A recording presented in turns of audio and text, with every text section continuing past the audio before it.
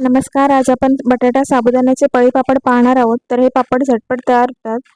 इथे आपण एक मोठ्या आकाराचा बटाटा घेतला आहे आणि त्याचं पूर्ण कव्हर काढून घेतलं आहे आणि अशा पद्धतीने किसून घ्यायचं आहे हे बटाटा.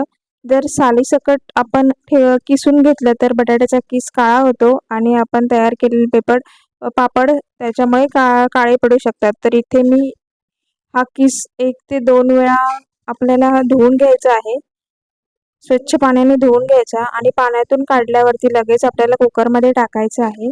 तर इथे मी 1 वाटी साबुदाणा घेतले आहेत आणि हे साबुदाणे मी रात्रभर पाण्यामध्ये भिजत ठेवले होते.